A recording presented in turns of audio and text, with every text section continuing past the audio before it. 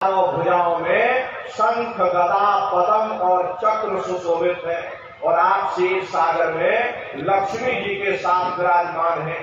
ये तीनों देवता ब्रह्मा विष्णु और महादेव अपने अपने लोक में बैठ करके राज कर रहे हैं। एक रचयिता है जो हम जीवों को रचता है, एक पालनहार है जो जीवों को पालता है और एक संहार करता जो जीवों को नष्ट कर देता। एक का काम है घड़े को बनाना, एक का काम है घड़े की सुरक्षा करना, एक का काम है घड़े को फोड़ देना। इनकी जो माता है वो आद्या महाशक्ति है। ब्रह्मा विष्णु महादेव लोक के ऊपर वो आद्या महाशक्ति का लोक आता। उसी लोक को पार करने के बाद सबसे पहला देश पड़ता है, या यूं कह लीजिए कि पहली राजधानी पड़ती, जिसे महात्माओं ने सहस्र दल कवल कहा, वो राजधानी है। ये ब्रह्मा विष्णु महादेव के जो लोग हैं उस राजधानी के अंतर्गत आने वाले जिले हैं।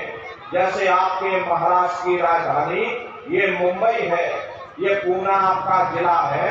इसी तरह प्रेमी भाई बहनों, वो सहस्र दल कवल राजधानी का जो मालिक है वो निरंजन भगवान है। ये ब्रह्मा विष्णु महादेव ये निरंजन भगवान के ही पुत्र हैं और ये आद्या महाशक्ति ये निरंजन भगवान की अर्धांगिनी है। निरंजन भगवान स्वयं तीनों लोकों के मालिक हैं। उन्हीं को त्रिलोकीनाथ कहा। हिंदू उन्हीं को परमात्मा कहते, मुसलमान उन्हीं को खुदा कहते, ईसाई उन्हीं को गॉड कहते। घंटे और शंख की आवाज जो हर इंसान के अंदर गूंज रही, वो आवाज उन्हीं के मुखार बिंद से हो रही। निरंजन भगवान का जो स्वरूप है वो ज्योतिष स्वरूप है। हजार बाती की अखंड ज्योति वहां पर बराबर जल रही है। हम आप मंदिरों में ज्योत जलाते हैं, इस ज्योत में तेल की जरूरत पड़ती, बाती की जरूरत पड़ती, लेकिन वो अखंड ज्योति ऐसी है जिसमें ना तेल की जरूरत और ना बाती की जरूरत है। पलटू साहब ने जिक्र किया कि उल्टा कुआ गगन में तिसमें जरे चिराग बिना रोगन बिन बाती और छह ऋतु 12 मास जब रहे दिन राती और सतगुर मिले जो होए ताही की नजर में आवे और बिन सतगुर नहीं कोई वाह को दर्शावे। वो अखंड ज्योति ऐसी है जिससे पूरा ब्रह्मांड प्रकाशवान हो रहा। जितनी भी अवतारी शक्तियां आई, राम आए, राम को वहीं से नीचे उतारा गया। इसीलिए उस देश को अयोध्या नगरी भी कहा जाता। और जितने देवी देवता ब्रह्मा विष्णु महादेव आदि की उत्पत्ति वहीं से हुई। वहां के धनी का दर्शन करने के बाद फिर तुम्हारी ये जीवात्मा दूसरे मंडल के शब्द को पकड़ करके दूसरे मंडल की चढ़ाई करेगी। शाम तज श्वेत को गहना, सुरत को तान धन सुनना और बंक के द्वार धस बैठो और त्रिकुटी जाए कर लेना। उसी के ऊपर दूसरा देश आता है जिसे महात्माओं ने त्रिकुटी देश कहा। वहां के जो मालिक हैं वो ब्रह्म है। वहीं से मन और माया की उत्पत्ति हुई। वहीं से 3 गुण, रजोगुण तमोगुण सतोगुण, तीनों गुणों की उत्पत्ति वहीं से हुई। ये जो आपके वेद हैं, वेदों को सारी दुनिया पढ़ती है। वेदों की भी उत्पत्ति उसी स्थान से हुई है। अरे महात्मा कहते हैं कि त्रिकुटी नहर में विद्या सारा, भर हर गरजे बजे नगारा और लाल वर्ण सूरज उजियारा। वहां पर 2 धुनें, बादलों की गर्जन और मृदंग की आवाज उस लोक में गूंजती रहती है। जैसे पहले स्थान पर निरंजन भगवान के देश में घंटे और शंख की आवाज गूंजती, ऐसे ही दूसरे मंडल पर यानी कि ब्रह्म के देश में बादलों की गर्जन और मृदंग वहां पर बजता रहता। ओम का जाप बराबर वहां होता रहता है। प्रेमी भाई बहनों, ब्रह्म का जो स्वरूप है लाल वर्ण सूरज उजियारा। ये सूरज कुछ नहीं, ऐसे लाखों लाख सूर्य इकट्ठे करोगे तो वहां का एक सूर्य बनेगा। ब्रह्म का जो स्वरूप है वो सुबह के लाल सूर्य के समान है, इसीलिए वहां का पूरा ब्रह्मांड लाल है। जहां तक आपकी निगाह जाएगी ब्रह्म देश में चारों तरफ आपको लाल ही लाल नजर आएगा।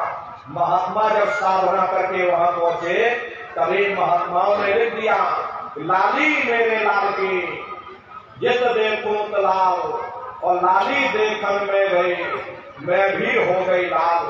वो पूरा ब्रह्मांड ही लाल है। जितने साधक वहां पहुंच जाते हैं उन सभी को योगेश्वर कहा जाता है। जैसे व्यास जी हुए, वशिष्ठ जी हुए, वाल्मीकि जी हुए, इन सब के पहुंच वहीं तक थी। इसीलिए कहा गया कि वाल्मीकि भय ब्रह्म समाना।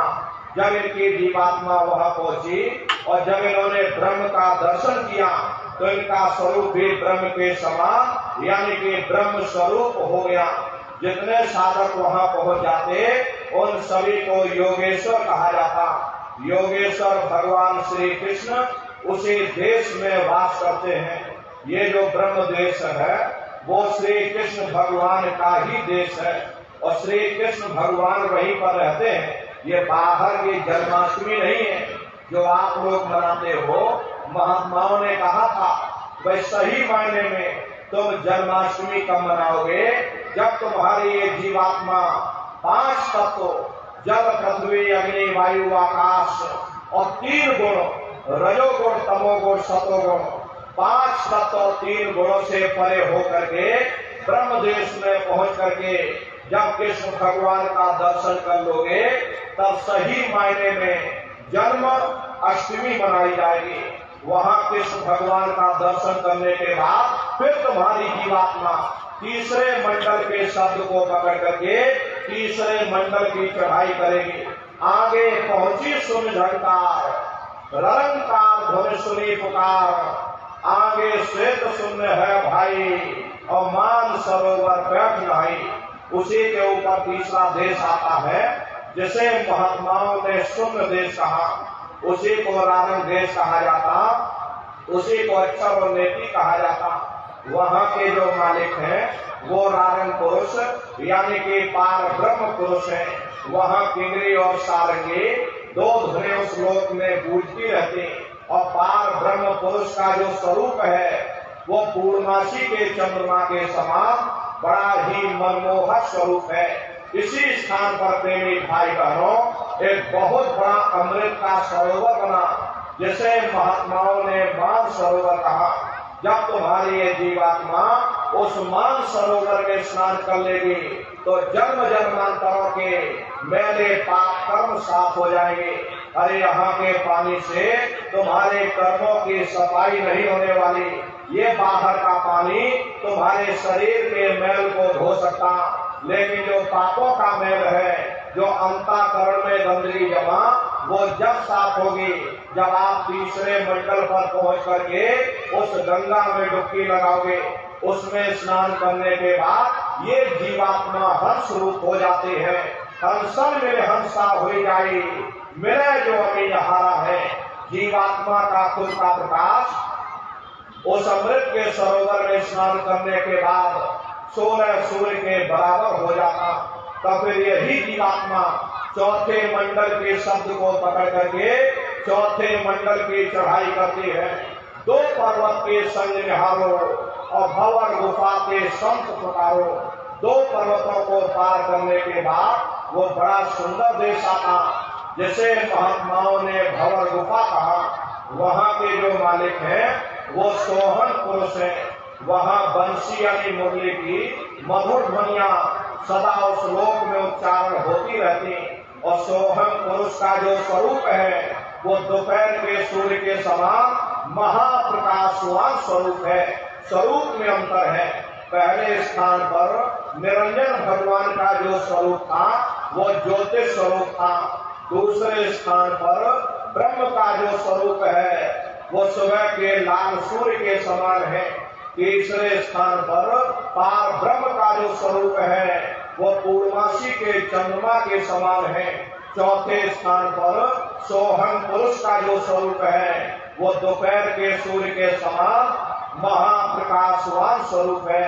वहां के धनी का दर्शन करने के बाद ताके परे धाम सतनामा और 20 बजे सतलोक ठिकाना।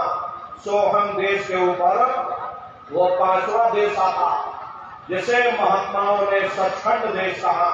वो सचखंड देश अजर अमर अविनाशी सदा एक रस रहने वाला देश है। वहां न काल है, न कर्म है, न दुख है, न संताप है, न पुण्य है, न पाप है। जो जीवात्माएं वहां पहुंच जाती हमेशा के लिए जन्म मरण के बंधनों से आजाद हो जाती। वहां के जो मालिक हैं वो सतपुरुष भगवान हैं, जिनके रोम रोम में खरबों सूरज चांद सितारे प्रकाशमान।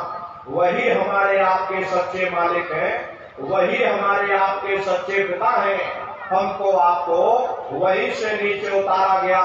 फिर शब्द को पकड़ करके शब्द शब्द पौड़ी पर चढ़कर और पहुंचो सचखंड सतनाम। शब्द की सीढ़ी हर मंजिल पर लगा रखी।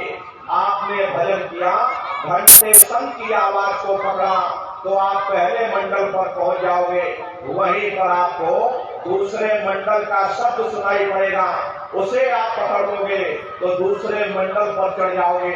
ऐसे ही शब्द दर शब्द, मंजिल दर मंजिल ये जीवात्मा अपने देश सचखंड में पहुंच जाती। तो शब्द का पकड़ में आएगा जब आप भजन करोगे। और भजन कैसे किया जाएगा एक बार फिर से आप लोग समझ लीजिए। ये आंख और कान को बंद करिएगा लेकिन मन को रोकिएगा। ऐसे समय पर तुम्हारा ये मन जरूर भागेगा। अभी आप सत्संग में बैठे हो, शरीर तुम्हारा यहाँ बैठा लेकिन मन सारी दुनिया में भ्रमण कर रहा। किसी को पानी पीने जाना, मन पानी पीने पहुंच गया। कोई बाल बच्चों को घर में छोड़कर आया, मन बाल बच्चों में पहुंच गया। कोई दुकान दफ्तर छोड़ करके आया, मन दुकान दफ्तर में पहुंच गया। शरीर यहाँ बैठा लेकिन मन सारी दुनिया में भ्रमण कर रहा। तो ऐसे भजन से तुम्हारा कोई लाभ नहीं होने वाला। अरे जिन्होंने मार मंडाला उन्हीं को सूरमा कहना, बड़ा बैरी ये मन घट में इसी का जीत ना कटना। अगर दुनिया में कोई हमारा दुश्मन है वो केवल हमारा मन है। ये मन रूपी रावण कब मरेगा? जब 9 द्वारों पर फतेह हासिल करके तुम यहाँ 10वें द्वार पर चढ़ जाओगे, तब सही मायने में दशहरा मनाई जाएगी। ये बाहर की दशहरा नहीं है जो लकड़ी का रावण बना देते हो और खूब खाक करके घर चले आते, कहते भाई हमने रावण मार दिया। अरे महात्माओं ने कहा था भाई सही मायने में तुम दशहरा कब मनाओगे? जब 9 द्वारों पर फतेह हासिल करके तुम यहाँ 10वें द्वार पर चढ़ जाओगे, तब सही मायने में विजयदशमी मनाई जाएगी। तब ये मन रूपी रावण तुम्हारा मरेगा। तब तुम्हारी ये जीवात्मा, हरे से जीवात्मा को महात्माओं ने राम भी कहा। अरे आपके धर्म पुस्तकों में लिखा है, एक राम दशरथ का बेटा, एक राम घट घट में लेटा, एक राम का शकल पसारा, एक राम है सबसे न्यारा। एक वो राम है जो अयोध्या के वासी है और एक राम घट घट में लेटे, यानी हमारी आपकी जीवात्मा जो हर एक के अंदर मौजूद है। महात्माओं ने कहा भाई एक वो राम है और एक राम का शकल पसारा, यानी पहले स्थान के मालिक वो निरंजन भगवान जिनको दुनिया त्रिलोकीनाथ कहती है, जिनका ये पूरा पसारा पूरा संसार है। महात्माओं ने कहा भाई एक वो राम है और एक राम है सबसे न्यारा। 5वें स्थान के मालिक वो सतपुरुष भगवान जो हमारे आपके सच्चे पिता हैं। महात्माओं ने कहा भाई एक वो राम है। तो महात्मा तो उस राम की महिमा गाते। मोटी बात आप लोग पकड़िए कि भजन कैसे करोगे। तो आंख और कान को बंद कर लेना, ऊंचा ध्यान दे करके सुनना। सीटी जैसी आवाज शुरू में आपको सुनाई पड़ेगी, उसको पकड़ लेना, सुनते रहना। सुनते सुनते उसी में लीन हो जाओ। जब आप उसमें लीन हो जाओगे तो कुछ समय बाद में दोबारा आपको अनुभव होगा कि कहीं बड़ी दूर से एक महीन आवाज, घंटे और शंख की आवाज हमारे कानों में गूंज रही। जब घंटे संग की आवाज आपको सुनाई पड़ने लग जाए, तब आप सीटी की आवाज को छोड़ देना और घंटे संग की आवाज को पकड़ लेना। एक बार प्रेमी भाई बहनों, आप उस आवाज को पकड़ लो, फिर वो आवाज आपको नहीं छोड़ेगी, खींच करके शरीर से बाहर कर देगी। तो रोजाना रोज ब्रह्मांडों की सैर करना, रोज देवी देवताओं के दर्शन करना, रोज आसमानों की उड़ान भरना, रोज राम के दर्शन करना, रोज कृष्ण के दर्शन करना और घूम करके फिर अपने शरीर रूपी घोंसले में वापस चले आना। ये सुमरन, ध्यान और भजन, ये 3 क्रियाएं आपको बताई गई। तो रास्ता बिल्कुल सच्चा है, आप करोगे, आपको अनुभव होगा, दिखाई भी देगा, सुनाई भी पड़ेगा। लेकिन इतना ध्यान रखिएगा, जो भी आपको दिखाई सुनाई पड़े किसी को बताइएगा नहीं, अपने अंदर हजम करना। जितना हजम कर ले जाओगे उतना रास्ता खुलता चला जाएगा। सुमरन, ध्यान और भजन नियम से आप लोग करना, नागा नहीं होना चाहिए। अरे शरीर को आप भोजन देते हो, सुबह दोपहर शाम खाते हो, लेकिन कभी आपने विचार नहीं किया ये जीवात्मा जो जन्म जन्मांतरों से भूखी प्यासी बैठी, कभी आपने उसको भोजन नहीं दिया। अरे इसका भोजन शब्द है, इसका भोजन नाम है। अपना ये नियम बनाइए कि पहले हम अपनी जीवात्मा को भोजन देंगे, फिर अपने शरीर को भोजन देंगे। अगर ये नियम आपका बन गया तो आपका लोक भी बन जाएगा और आपका परलोक भी बन जाएगा। अरे नारियों, मालिक को पाने के लिए तुम्हें घर बार छोड़ने की जरूरत नहीं है, तुम्हें समाज छोड़ने की जरूरत नहीं है, तुम्हें जात बिरादरी बदलने की जरूरत नहीं है। अरे जात पात के रगड़े झगड़े ये हमारे अपने नहीं, ये सिर्फ हमारे मन की खुराफात है। प्रेमी भाई बहनों, आप सभी लोग बुद्धिमान हो, अपनी अपनी बुद्धि से आप सभी लोग विचार करिएगा। जब गुरु नानक साहब नहीं आए थे तब कोई सिख नहीं था, जब मोहम्मद साहब नहीं आए थे तब कोई मुसलमान नहीं था, जब ईसा मसीह साहब नहीं आए थे तब कोई ईसाई नहीं था। और पीछे लौटते चले जाओ तो केवल मनुष्य ही मनुष्य रह जाते। ये रगड़े झगड़े किसने पैदा किए? ये हमने आपने पैदा किए। अरे कोई भी महात्मा यहाँ पर आकर के ना कोई कौम बनाने आता, ना कोई मजहब चलाने आते, और ना ही आप हमारे हाथों में ये डंडे और तलवारें देने के लिए आते। अरे आप तो सच्चा मार्ग, सनातन मार्ग समझाने के लिए इस धरा भूमि पर शरीर रूप में अवतरित होते। इसीलिए महात्मा कहते हैं कि भाई जाते पाते पूछे नहीं कोई, हरि का भजे सो हरि का हुई। लोग यहाँ जात पात बनाते बनाते मर गए, लेकिन नारियों, जब तुम्हारी ये जीवात्मा इस मनुष्य रूपी चोले को छोड़ करके ऊपर धर्मराज की कचहरी में पहुंचेगी, वहां न तुमसे ये पूछा जाएगा कि तुम किस जाति के हो, तुम किस कौम के हो, तुम किस मजहब के हो, तुम हिंदू हो या मुसलमान हो, तुम हिंदुस्तान से आए हो या तुम पाकिस्तान से आए हो। अरे वहाँ तुम्हारे कर्म देखे जाएंगे, भक्ति भाव देखा जाएगा, मालिक से मिलने का प्रेम और प्यार देखा जाएगा। इसीलिए महात्मा कहते हैं भाई मालिक को पाने के लिए तुम्हें जात बिरादरी बदलने की जरूरत नहीं है, तुम्हें समाज छोड़ने की जरूरत नहीं है, तुम्हें घर परिवार छोड़ने की जरूरत नहीं है, तुम्हें बाल बच्चों को छोड़ने की जरूरत नहीं है, तुम्हें जंगलों पहाड़ों में भटकने की जरूरत नहीं है, तुम्हें साधु सन्यासी और बाबा बनने की जरूरत नहीं। अरे भाई तुम अपने अपने घर परिवार में रहो, अपने अपने बाल बच्चों के साथ रहो, अपने अपने समाज में रहो, समाज की रीत के अनुसार रहो, मेहनत और ईमानदारी से काम करो और 24 घंटे में घंटा 2 घंटा अपनी जीवात्मा के कल्याण के लिए सुरत शब्द नाम की कमाई यानी कि सुमरन, ध्यान और भजन करिएगा। हरे नारियों, यही दौलत तुम्हारे काम आएगी, बाकी सब यही पड़ा रह जाएगा। सुई की एक नोक भी तुम्हारे साथ में जाने वाली नहीं है। अरे बड़े बड़े राजे महाराजे आए, सारी जिंदगी उन्होंने ये किला बनाते बनाते गुजार दिया। आज उनके किलों को जाकर देखिए, आज खंडहर बने पड़े हुए हैं। विश्व विजेता सिकंदर सारे दुनिया पर राज करने का ख्वाब देखता था, वो भी मुट्ठी खोल करके चला गया। कोई क्या साथ लेकर जाएगा? जो चीज तुम्हारे साथ में जाने वाली वो केवल परमात्मा की भक्ति है। इसलिए नर नारियों, वो दौलत कमा लो जो अंत समय में तुम्हारे काम आवे, वरना ये समय तुम्हारा निकलता चला जा रहा। ये श्वासों की पूंजी दिन प्रतिदिन कम होती चली जा रही।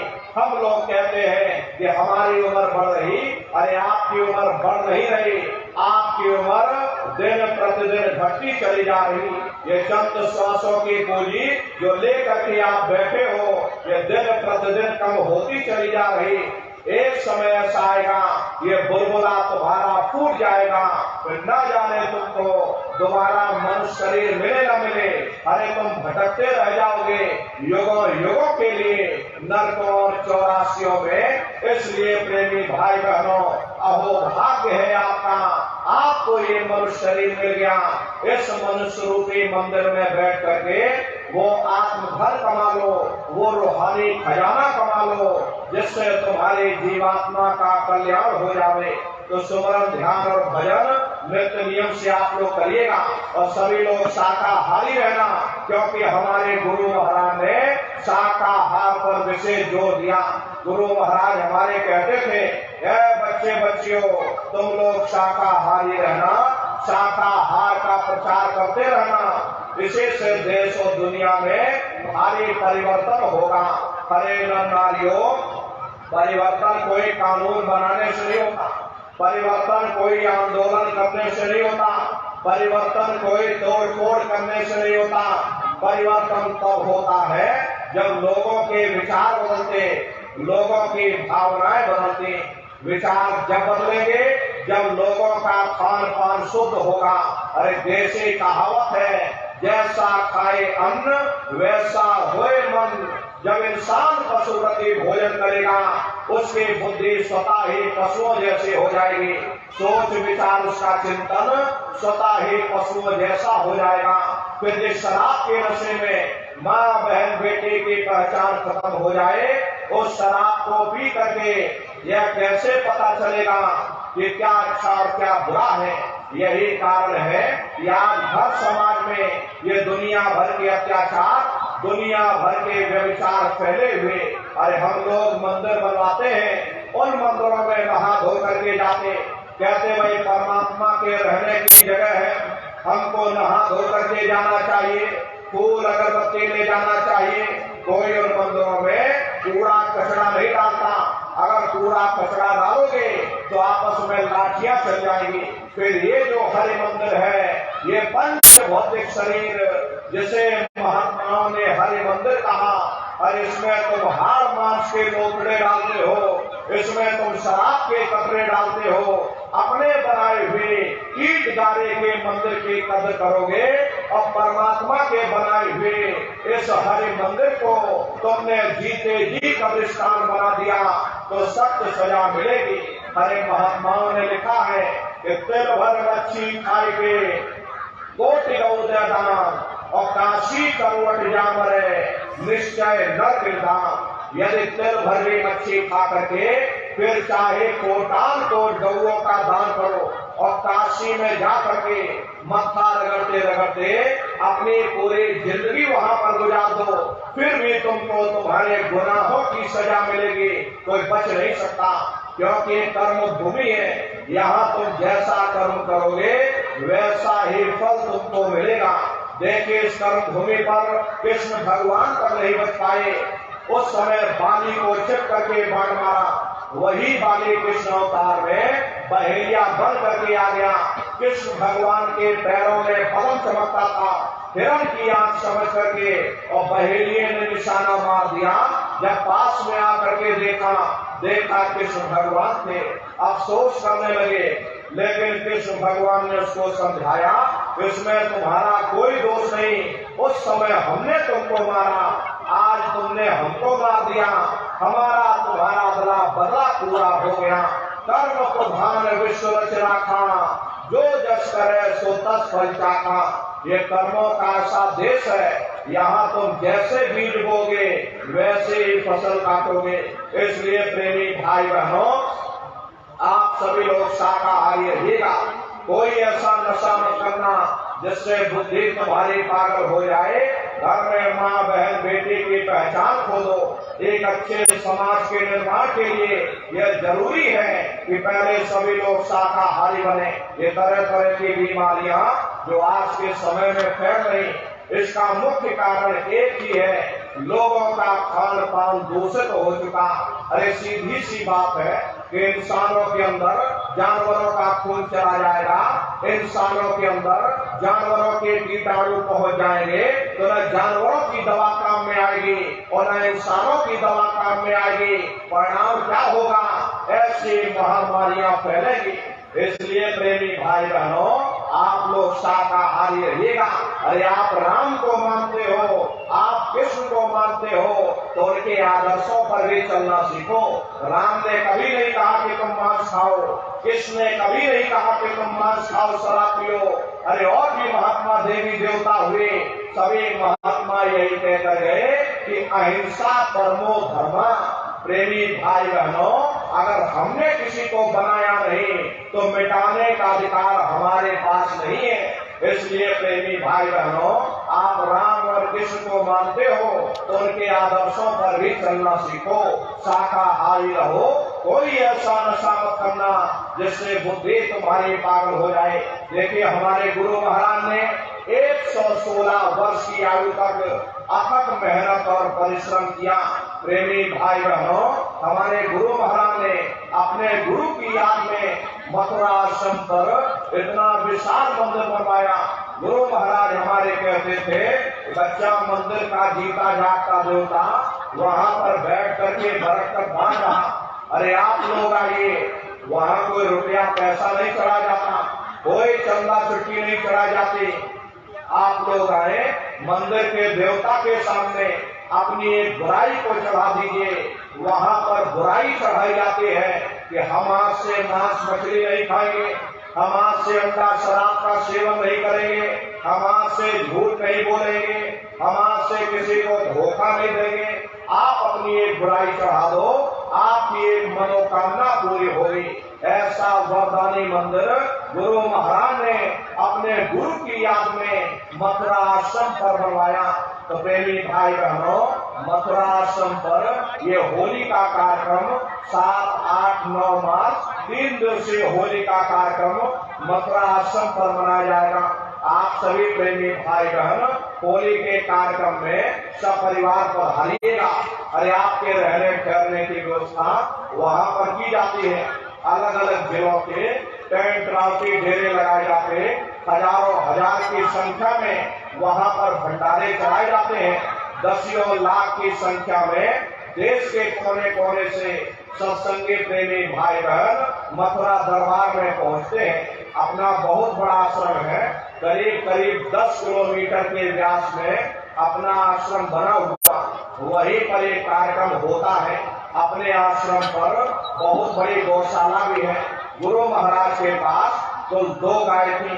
2 गायों का इतना बड़ा परिवार है कि आज के समय में करीब 3000 गायें हैं और 3000 से ऊपर सांड हैं।